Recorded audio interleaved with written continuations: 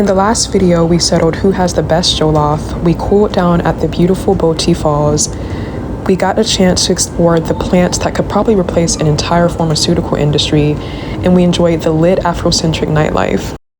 What people don't know is as a model, my interest in sustainable fashion also brought me here to Ghana, and my trip coordinator is a designer and friend that I met through my mom. De-influencing the shopping of certain products has been a very trending topic recently and my most viewed reel on Instagram. I've highlighted on my social media how much fashion waste and colonial impacts get dumped onto Black communities like this, and I was also here in Ghana to highlight some solutions.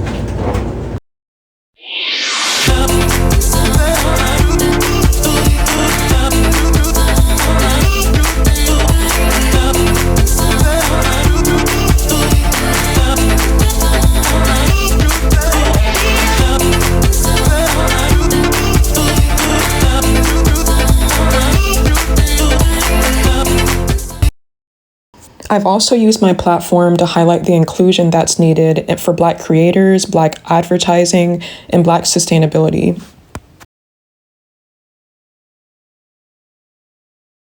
It's a reminder that Black culture is one of the most exploited in the world, influencing the latest fashion trends, music, food, and even the overall wealth that America has. Yet, we are still excluded from the benefits that our more privileged and non-Black counterparts continue to reap.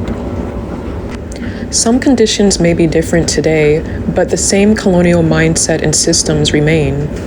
The brands looking to produce as quickly and cheaply as possible can represent the colonizers, while production workers, including models like myself, can represent the slaves. Examples include major apparel-producing regions like Sri Lanka and Bangladesh that produce for Tommy Hilfiger, The Gap, Victoria's Secret, who faced factory shutdowns and were left with no wages and food during the COVID pandemic. Many brands demand their suppliers maintain rights-respecting workplaces, but then incentivize them to do the opposite. Factory conditions heavily affect women who make up a majority of the workforce. Some conditions have even been known to have workers meet set targets where a lot of the female workers miss bathroom breaks, leading to urinary tract infections and other health conditions. According to data mapping and supply chain traceability done by SourceMap, today world trade routes are mostly the same as they were years ago at the height of European colonial exploitation. Due to the high demand of slave labor, one trade route that eventually declined was the Trans-Saharan trade route. This trade route was one of the most active land-based trade networks in Africa. One of the earliest causes of trade was exchange of gold and salt, with the Soninke tribe starting the beginning of the sub-Saharan gold trade. The UK's large supply of secondhand clothing used to help the Ghana economy and traders thrive. Now they're doing their best to try to upcycle barrels of fast fashion that's not biodegradable to the best of their ability. A lot of the clothes that don't sell in US thrift stores end up shipped to marketplaces like the Kantamanto market in Accra, Ghana, where they're sold at incredibly low cost, which can stifle their economic growth, or they end up in landfills. This is one of the most sustainable markets because they upcycle, but 15 million garments arrive each week that end up 40% waste. I have been selling secondhand clothes for the past 4 years. Every year I requalify 20,800 pieces. It's Mr. Anthony Eshen. I'm a retailer from Kantamanto. I sell shorts, khakis, and material ties. I have been doing this business for about 20 good years. You can donate to organizations or give to organizations that help underrepresented communities, such as Ghana, through the OR Foundation. They actually help with redistributing wealth to help their economy. So there are 3 major pillars of sustainability. From some sources, there may be a 4th, human sustainability, but for the most part, environmental sustainability is talked about the most, but there is also social and economic. Oftentimes, the obstacles that Black people specifically faced within these 3 pillars is overlooked, not discussed, or even a part of sustainable solutions.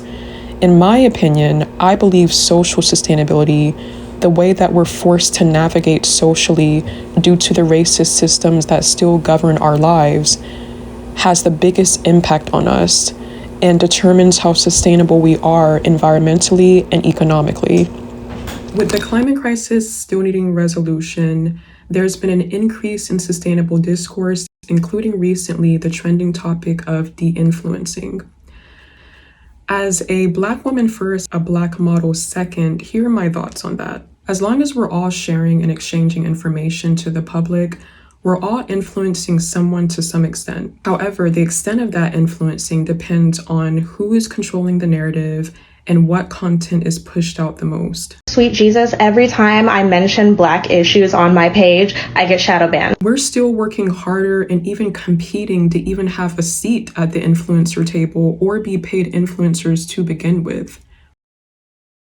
Although Black spending and Black culture, yes, is very powerful and sustainable reform, ever since colonialism, our privileged, wealthy counterparts have controlled more of the narrative of who benefits from sustainability and even Black culture more than we have. Although Black culture and even brown cultures have been inherently sustainable for centuries, we have still not controlled the sustainable narrative enough to be able to influence our counterparts to give back and redistribute the wealth, the resources, and even the education that is continuously extracted from us.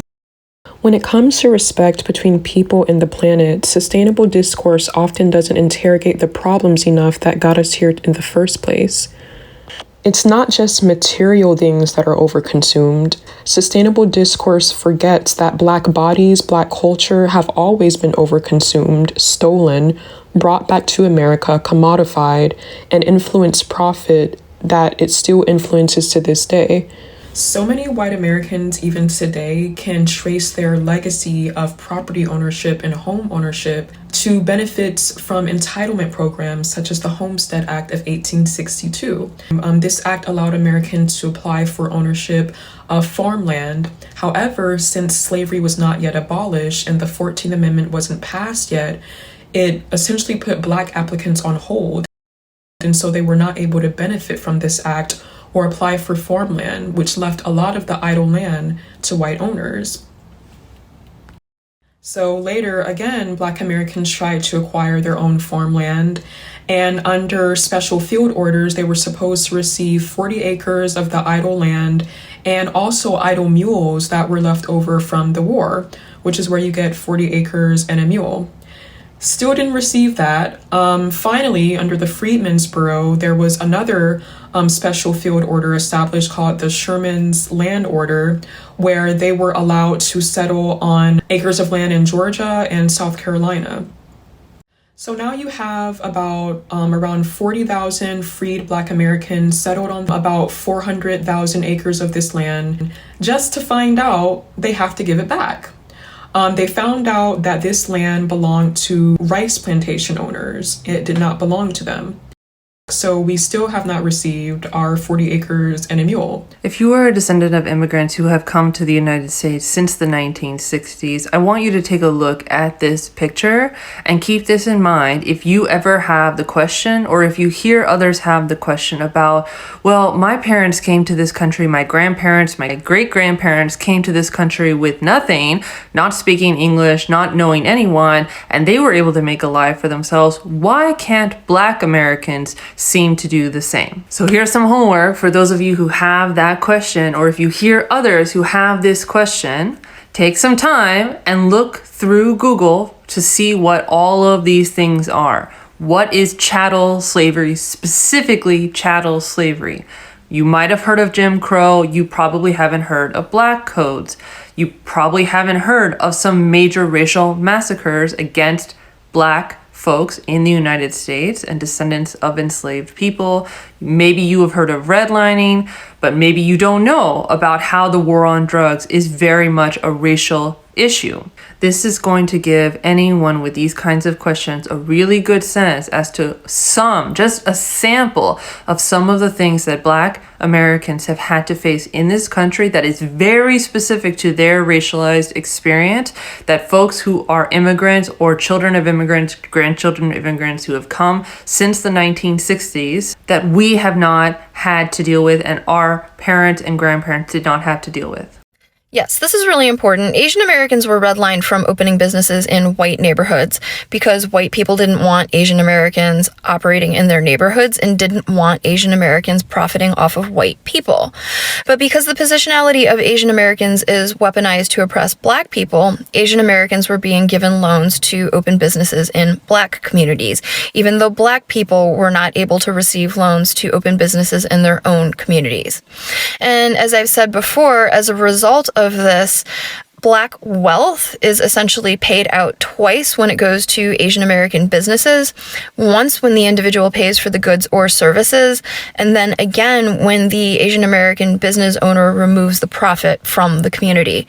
Because usually people open businesses in their own communities, and this is mutually beneficial, where the business owner is making a livelihood off of providing goods and services to their community.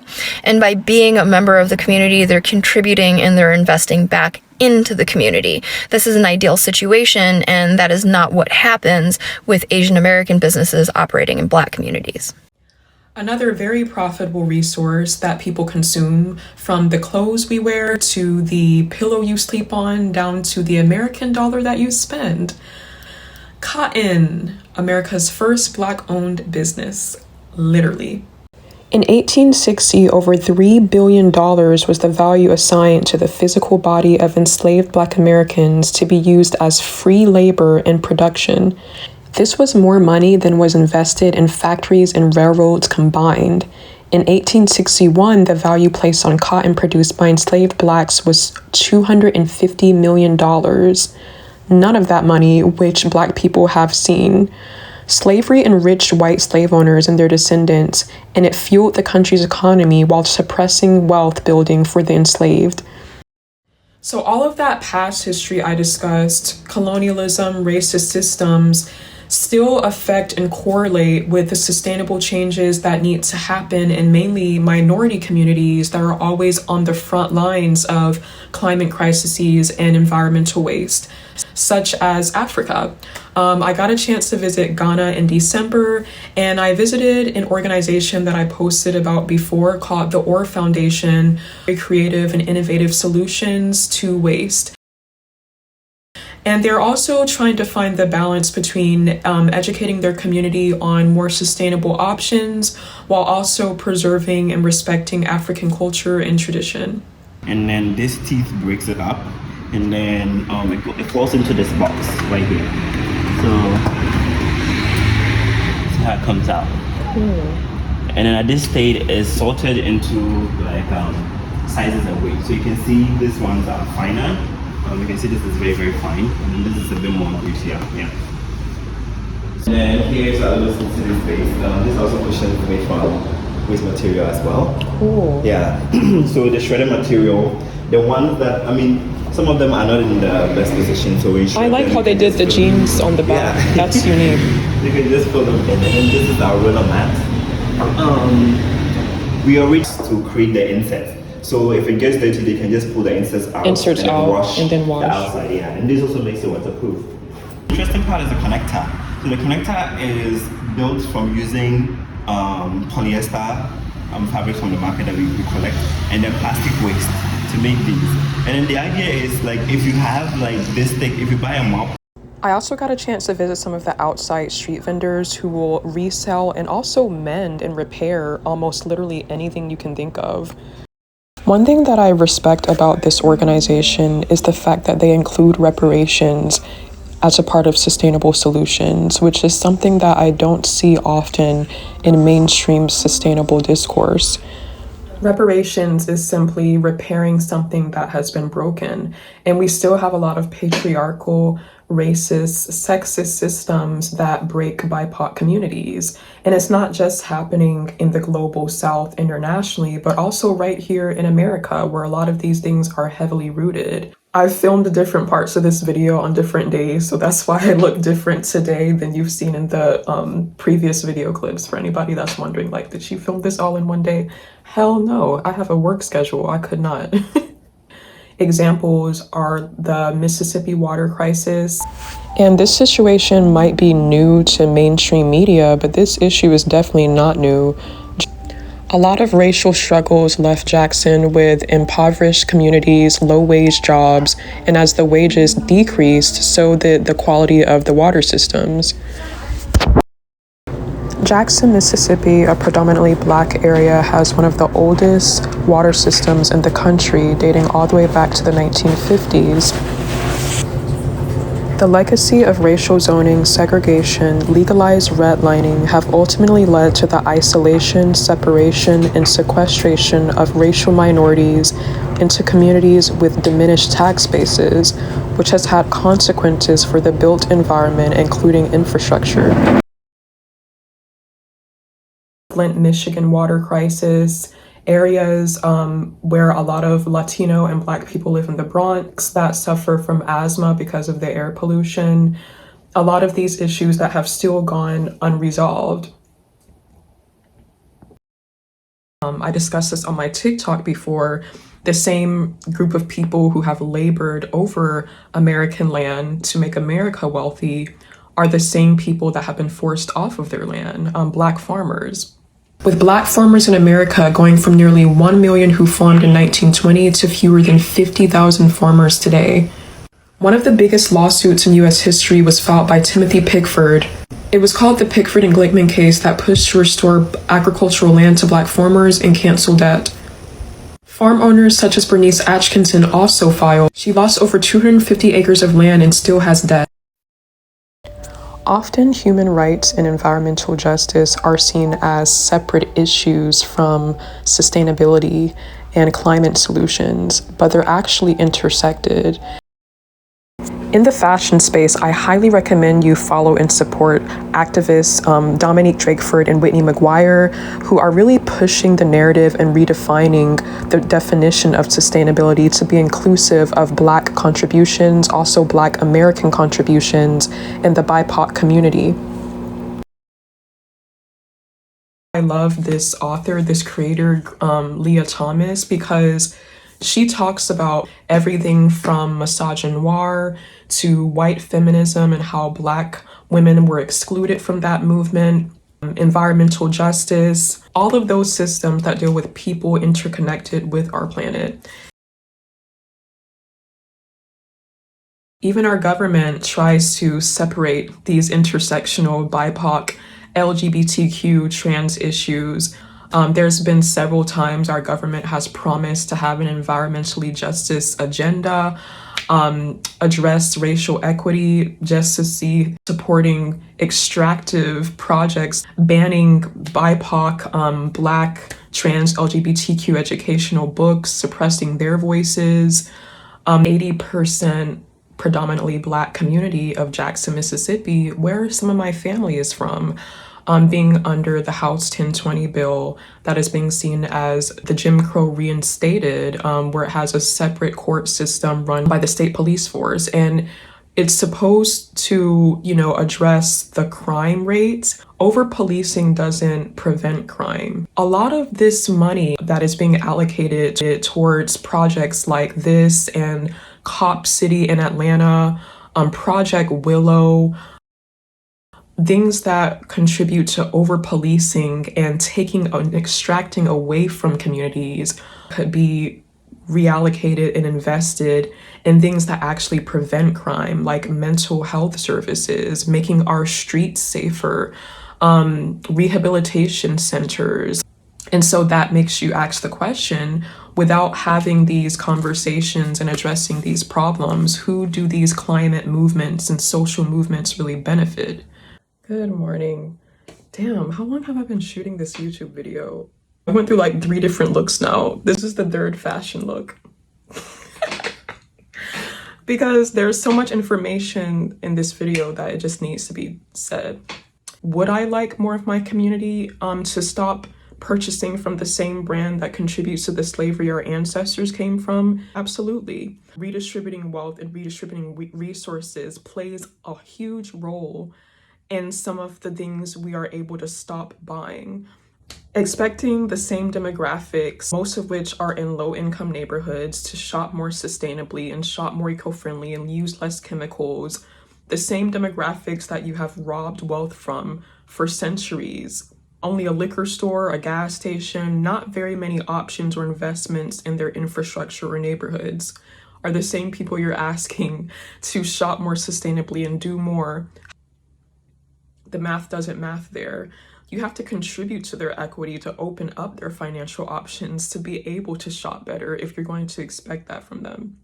And so outside of thrifting, going green costs money. When you start shopping more eco-friendly materials and sources, you have to factor in that paying the workers who make our clothes a living wage factors into that price. So it's going to cost more. If you're constantly focused on survival, day-to-day survival, living paycheck to paycheck, then you're not focused on buying the most eco-friendly options. You're focused on buying what is the most accessible and the most affordable.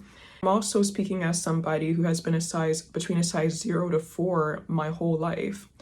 And so when you have a different body shape or a plus size or deal with size inclusivity issues, of course, those people are going to shop from brands like Shein and maybe brands that are fast fashion that are not agreeable to the public because that's where their sizes are. I will definitely share some size inclusive, and the word affordable to me is very subjective because you have to remember that, again, once you start buying more eco-friendly and green outside of thrifting and, pre-loved fashion, that price goes up.